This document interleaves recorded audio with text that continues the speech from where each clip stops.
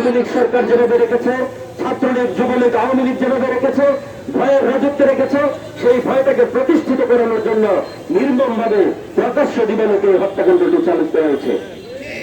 এবং আমি শুধুমাত্র দুই তিনটা বিষয়ে আপনাদের দৃষ্টি আকর্ষণ করতে চাই। আমার নজরে কিছু ফেসবুক স্ট্যাটাস ঘুরেছে।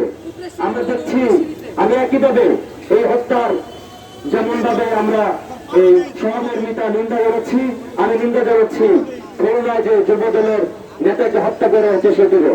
কিন্তু আমরা জানতে পেরেছি, খুলনার ওসির বক্তব্যের মাধ্যমে আমরা জানতে পেরেছি এটি একটি দলীয় কুন্দল অনেক আগে থেকে হয়ে আসছিল। কিন্তু তারা এটিকে বিভিন্নভাবে ফেসবুক স্ট্যাটাসের মাধ্যমে প্রচারণার মাধ্যমে চালিয়ে দিচ্ছে এটি অন্য একটি দল সংগঠিত করেছে।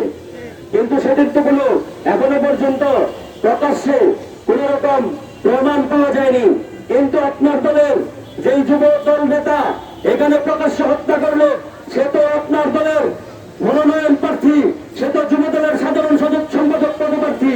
তার বিরুদ্ধে আপনার অবস্থাটা এত নিচকে হয়ে যায় যেন মানে আপনাদের বিরুদ্ধে কিছু বলতে গেলে এই দেশের জনগণকে অনেক ভেবে চিন্তে কথা বলতে হবে।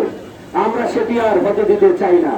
এই বাংলাদেশে আমরা স্বৈরশাসক পতন করেছি, আবার কেউ স্বৈরশাসক হয়ে উঠুক সেটি আমরা চাই না। আমরা বলি যে বিভিন্ন সময় তাদেরকে কোনো কিছু সৃষ্টি হলে বহিষ্কার করা হয়। আমরা দেখেছি বহিষ্কার তো যথা সম্ভব সময়ে করা হয় না। আমরা যদি যুবদল নেতা নয়নের কথা বলি, 5ই আগস্টের পরে দেখেছি নয়ন সাঙ্গপাঙ্গ নিয়ে সে সময় টিভি সহ বিভিন্ন চ্যানেলকে হুমকি দাবি দিয়ে দখল করতে গিয়েছিল, ব্যাংকে গিয়েছিল, ব্যাংকের পরিষদকে হুমকি ধমকি দিয়েছিল। কই এখনো থেকে বহাল তবিয়তে রয়ে গিয়েছে।